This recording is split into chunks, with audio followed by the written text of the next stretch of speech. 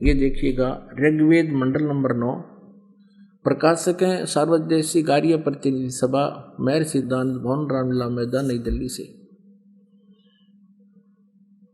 और ये छपा कहाँ से? यहाँ से, प्रिंस ऑफसेट प्रिंटर्स, मंडल नंबर 9, सूक्त नंबर 86 का। ऋग्वेद मंडल नंबर 9, सूक्त नंबर 86 और मंत्र नंबर 26। यज्ञ करने वाले यजमानों के लिए परमात्मा सब रास्तों को सुगम करता हुआ उनके विघ्नों को, उनके संकटों को मर्दन करता है, नाश कर देता है, और उनको पवित्र करता हुआ और अपने रूप को सरल करता हुआ, साकार हुआ, अपने रूप को सरल करता हुआ हल्का तेज पुंज का रूप बनाकर आता है, वह कांतिमान परमात्मा। इन्होंने कवि का अर्थ सर्वज्ञ कर दिया। यहाँ लिखना था वो कबीर है, वो कबीर देव है। ये कबीर शब्द है, हम इसको कबीर कहते हैं, कबीर वह को वह बोलते हैं। इसका अर्थ इन्होंने कवि कर दिया और कवि बनाकर इसका अर्थ कर दिया सर्वज्ञ। यहाँ लिखना था कबीर देव।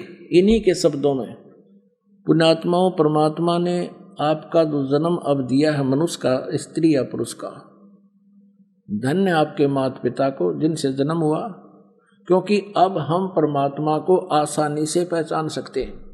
हम शिक्षित हैं और इन अज्ञानियों ने जो अनर्थ कर रखे हैं उनको हम आसानी से समझ जाएंगे कि यहाँ इन्होंने गड़बड़ कर दी जानबूझ के। और आज शिक्षा का यदि कोई लाभ है तो भगवान पाने में सहयोग है, अन्यथा इस शिक्षा की कति आवश्यकता नहीं थी। इसने बेईमान बना दिए, हम एक दूसरे के शत्रु बना दिए, 24 घंटे मन में दोष रहता है और उसको अब सेट करने में बहुत समय लग रहा है हमारे को, लेकिन अब हो जाएगी, सारी सेटिंग भी हो जाएगी, ज्ञान हो जाएगा, परमात्मा से हमें घना लाभ मिलने लग जाएगा, तो हम सब बुराइयां त्याग देंगे। तो इस शिक्षा का अगर लाभ है तो परमात्मा पाने में अति सहयोग है। इसके लिए अब आपको दिखाते हैं कि जहां जैसे कवि लिखा, कबीर लिखा है, तो वह लिखना चाहिए था अनुवादकर्ता ने कबीर देव। जैसे इस यजुर्वेद है, ये देखिएगा, ये महर्षि दानव सरस्वती का अनुवाद है।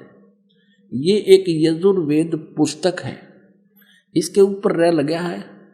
यहाँ अगर 2 अपसर्ग लगा दी जाए तो भी ये यजु, अगर ये अकेला शब्द भी कहीं पर है, ये वेद ना लिखा हो, तो भी इसकी महिमा कहीं हो रही हो, तो हमने यजुर्वेद लिखना पड़ेगा। ये देखिएगा महर्षि दानव सरस्वती ने भी ऐसा ही किया है।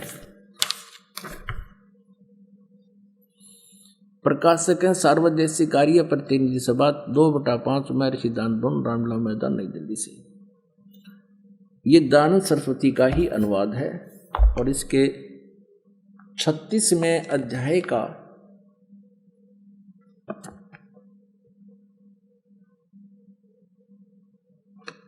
ये देखो,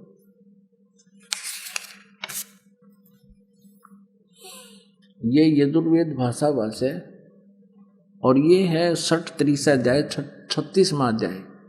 इसके प्रथम मंत्र में लिखा है रचम वाचम प्रपदे मनो यजु। ये यजु लिखा है, यजु, और ये यजुर्वेद की महिमा है। तो यहाँ इस दानंद ने अनुवाद करते समय यहाँ ठीक अनुवाद किया है। यहाँ लिखा है, इस यजु का अर्थ लिख दिया यजुर्वेद को। ओह, बहुत ठीक किया, यजु शब्द लिख दिया, इसका यजुर्वेद लिखना पड़ा इसने, क्योंकि यजुर्वेद की महिमा चल रही है।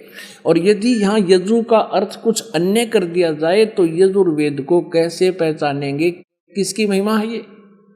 ठीक इसी प्रकार अब हम आते हैं ऋग्वेद में।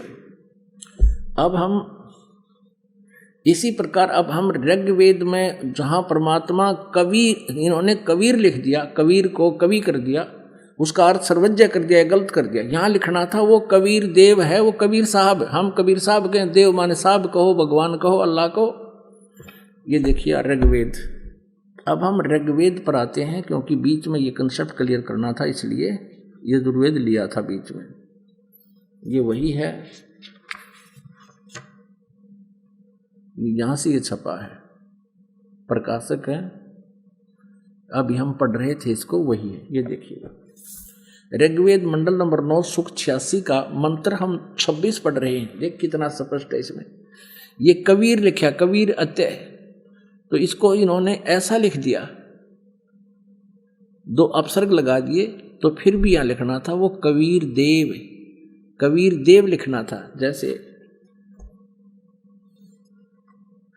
ये है ऋग्वेद मंडल नंबर 9 सूक्त 20, इसका मंत्र नंबर 1 में यहां लिखा है वो कबीर देव, कबीर देव, वो कबीर देव।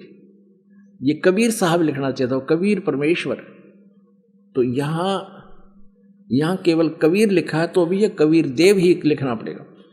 यज्ञ करने वाले यजमानों के लिए परमात्मा, यज्ञ करने वाले यजमानों माने साधना करने वाले भक्तों के लिए परमात्मा सब रास्तों को सुगम करता हुआ उनके विघ्नों को मर्दन करता है, उनके संकटों का नाश कर देता है और उनको पवित्र करता हुआ और अपने रूप को सरल करता हुआ वह कांति में, यानी परमात्मा कबीर देव, वो लिखना था वह कबीर देव, कबीर साहब विद्युत के समान क्रीड़ा करता हुआ, यानी बहुत शीघ्र गति से चलता हुआ वर्णीय पुरुष को प्राप्त होता है, श्रेष्ठ अच्छी आत्मा को मिलता है, गति करके वहां से चल कर आता है। ये देखिएगा।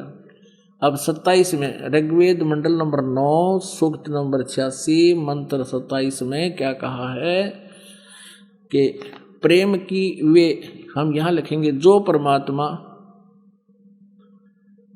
प्रकाश पुंज परमात्मा, फिर यहां लिखेंगे जो परमात्मा झूलोक के तीसरे पृष्ठ पर विराजमान है, एक देशीय है, एक स्थान पर रहता है।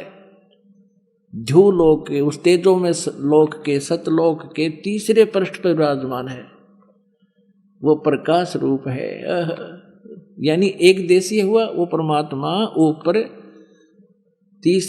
झूलोक के, यानी उस सतलोक के तीसरे पृष्ठ पर, तीसरे स्थान पर विराजमान है, एक देशीय हुआ। आगे देखो, अब आपको दिखाते हैं ऋग्वेद मंडल नंबर 9 सूक्त नंबर 82 और मंत्र 1 2 3 में। ये देखिएगा, ऋग्वेद मंडल नंबर 9 सूक्त नंबर 82 और यहां आते हैं मंत्र नंबर 1। देखना कितना स्पष्ट लिखा है कि जो सर्वो उत्पादक प्रभु, यानी सबकी उत्पत्ति करने वाला प्रकाश रूप, और उसे माने वो साकार परमात्मा, सद्गुणों की वृष्टि करने वाला, हरि माने पापों का हरण करने वाला। अयोध्यानंद मठ कह रहा था मेरा पाप नाश नहीं करता, या फिर लिख रहे हैं पापों का हरण करने वाला, पापों का नाश करने वाला, वह राजेव, राजा के समान। ये देखना, हम 269 यानी 269 पर, और यहाँ पर लिखा है कि वो राजेव, राजा के समान। इसका शेष है 270 पे, ये है शेष 270 पे। ऋग्वेद मंडल नंबर 9 सूक्त 82 का मंत्र हम 1 पढ़ रहे हैं, 270 पे। राजा के समान दर्शनीय है, दर्शनीय देखने योग्य है, राजा के समान साकार है, मनुष्य दृश्य है, वह पृथ्वी आदि लोक लोकांतरों के चारों ओर शब्दमान हो रहा है। वह वर्णीय पुरुष को, श्रेष्ठ, वर्णीय माने श्रेष्ठ भक्त पुरुष को, व्यक्ति को, जो दृढ़ भक्त है उसको पवित्र करता हुआ प्राप्त होता है। जिस प्रकार विद्युत स्नेह वाले स्थानों को आधार बनाकर प्राप्त होता है, और वो उसका उद्देश्य क्या होता है ये देखिएगा दूसरे मंत्र में, वो किस उद्देश्य से आता है वो परमात्मा। ये कबीर शब्द है यहाँ पर, कबीर मूल पाठ में कबीर वेदस्य, ये परमात्मन उपदेश करने की इच्छा से आप महापुरुषों को प्राप्त होते हो, सच्चा ज्ञान देने के लिए आते हो, और आप कांति अत्यंत गतिशील पदार्थ के समान हमारे आध्यात्मिक यज्ञ को प्राप्त होते हो, यानी अत्यंत गतिशील पदार्थ के समान, यानी बिजली जैसी गति से आप चलते हो। आप ये फिर सर्वज्ञ लिख दिया, आप कबीर देव हैं, आप कबीर साहब हैं, शुद्ध स्वरूप हैं। आगे आगे आप पापों को दूर करके, हे सोम, हे अमर परमात्मा, आप हमको सुख दें अपना आत्माओं। इसमें स्पष्ट कर दिया है कि वो परमात्मा राजा के समान देखने योग्य है। राजा तो मनुष्य जैसा ही होता होगा, और कौन सा वो पत्थर जैसा होता है। और वो स्पष्ट कर दिया है कि वो परमात्मा तीसरे धाम में रहता है, और वहां से गति करके आता है, अच्छी श्रेष्ठ आत्माओं को मिलता है और उनको तत्व ज्ञान से परिचित कराता है। वो किस किस को मिला? हम सुल्तानी नानक तारे दादू को उपदेश दिया, जात जुलाहा भेद न पाया, काशी माहे कबीर हुआ।